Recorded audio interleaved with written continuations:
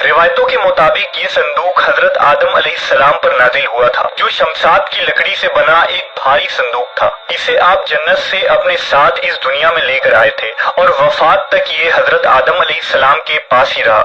जब हजरत आदम की वफात का वक्त आया तो आपने इस संदूक को अपने जानशीन बेटे हजरत शीस अलैहिस्सलाम को दे दी। इस तरह ये ताबूत बनी शीस में मुंतकिल होता रहा, यहाँ तक कि ये हजरत याकूब अलैहिस्सलाम तक पहुंचा। फिर ये ताबूत बनी इसराइल की मलकियत हो गई और हजरत मूसा अलैहिस्सलाम के पास आ गई। हजरत मूसा अलैहिस्सलाम ने बरसों सहराए सीना में फिरने के बाद अपनी कौम के लिए एक इबादत का खेमा बनाया। इस खेमे में एक छोटी सी जगह बनाई गई जहां आपने ताबूत सकीना को रख दिया था। बाद में इसी जगह हजरत दाऊद अलैहिस्सलाम और हजरत सुलेमान अलैहिस्सलाम ने एक अजीमुशान इबादत गाह की तामीर करवाई, जहां ताबूत रखने के लिए एक इमारत बनवाई गई जिसे हैकल का नाम दिया गया।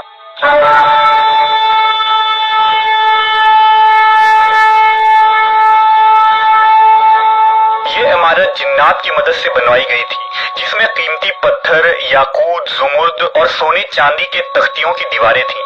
इस हैकल में चमक और रोशनी इस कदर थी कि रात में भी रोशनी की जरूरत न पड़ती थी। जिस खास कमरे में ताबूत को रखा जाता था उसका नाम अल कुदुस था। सवाल ये उठता है कि इस ताबूत में आखिर ऐसा क्या था कि बनी इसराइल इसे मुकद्दस तस्वुर करते थे।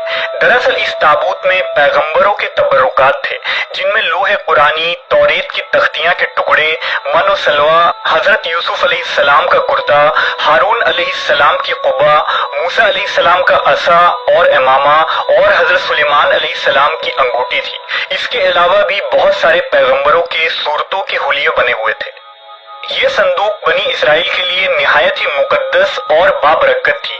बनी इसराइल जब कुफ्फार से जंग करते थे और दुश्मनों के बड़े बड़े लश्कर देखकर डर जाते थे और उनके दिल की धड़कनें तेज हो जाती, तो वो इस संदूक को अपने आगे रख लेते। इसके बाद इस ताबूत से ऐसी रहमतों और बरकतों का ज़हूर होता कि बनी इसराइल के जवानों के दिलों में सुकून व इत्मीनान पैदा हो जाता और उनके लरसते हुए दिल चट्टान की तरह मजबूत हो जाते। इस तरह उन्हें हर जंग में फतह हासिल हो जाती।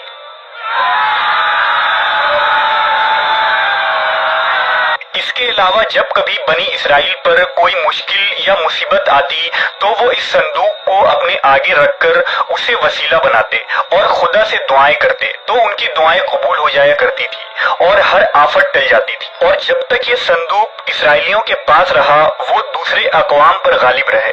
मुख्तसर ये कि ये ताबूत बनी इसराइल के लिए उरूज और बरकतों का सबब बना। मगर जब बनी इसराइल तरह तरह के गुनाहों में मुलव्वस हो गए और उन लोगों में सरकशी और कुफ्र का दौर दौरा हो गया, तो उनकी बद आमालियों की नहुसत से उन पर खुदा का ये गजब नाजिल हो गया कि कौम अमालका के कुफ्फार ने एक लश्कर जर्रार के साथ उन लोगों पर हमला कर दिया। उन काफिरों ने बनी इसराइल का कत्ले आम करके उनकी बस्तियों को ताख्त व ताराज कर डाला, इमारतों को तोड़ फोड़ कर सारे शहर को तहस नहस कर दिया और इस मुकद्दस ताबूत को भी उठाकर ले गए। उन्होंने इस मुकद्दस संदूक को निजासतों के कूड़े खाना में फेंक दिया। लेकिन इस बेअदबी का कौम अमालका पर यह वबाल पड़ा कि ये लोग तरह तरह की बीमारियों और बलाओं में मुब्तला कर दिए गए। लिहाजा कौम अमालका के 5 शहर बिल्कुल बर्बाद और वीरान हो गए और उनमें तरह तरह की बीमारियां फैल गई। लिहाजा उन काफिरों को यकीन हो गया कि उस संदूक की बेअदबी का अजाब उन पर पड़ गया है, तो उन काफिरों की आंखें खुल गईं। लिहाजा उन लोगों ने उस मुकद्दस संदूक को एक बैलगाड़ी पर लाद कर बैलों को बनी इसराइल की बस्तियों की तरफ हाँक दिया। फिर अल्लाह ताला ने 4 फरिश्तों को मुकर्रर फरमा दिया जो इस मुबारक संदूक को बनी इसराइल के नबी हजरत शमूएल अलैहिस्सलाम की खिदमत में लाए। इस तरह फिर बनी इसराइल की खोई हुई नेमत दोबारा उनको मिल गई।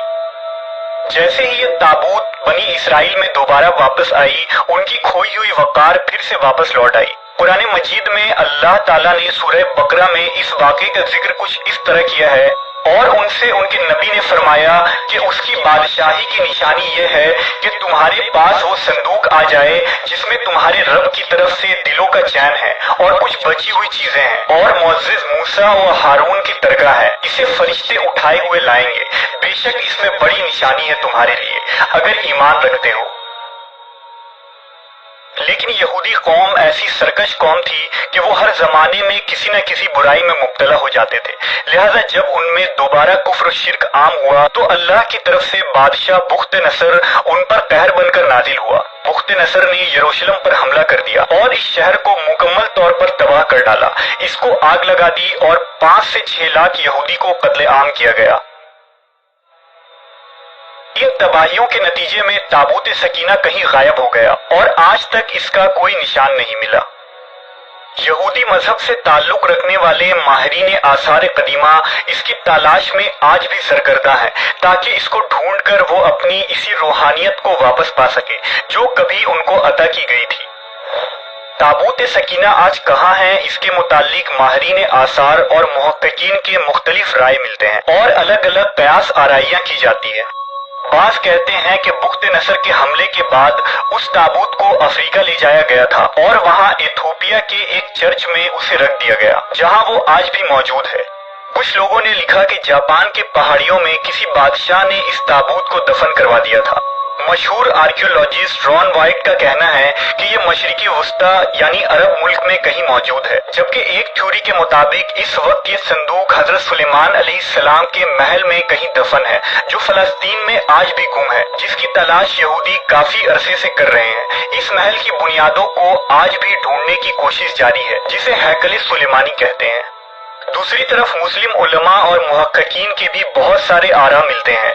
بعض کے نزدیک یہ تابوت صوفیوں کے پاس ہے جو ہر دور میں یکے بعد دیگر ان کے پاس منتقل ہوتی رہتی ہے، جبکہ اہل تشیع کے نظریات یہ ہیں کہ یہ صندوق ایک زمانے تک ائمہ اہل بیت کے پاس رہا۔ اس کے بعد یہ امام مہدی علیہ السلام کو ورثے میں مل گیا جسے آپ قرب قیامت میں اپنے ساتھ لے کر ظاہر ہوں گے اور اس تابوت کے ذریعہ آل یہود پر فتح حاصل کریں گے۔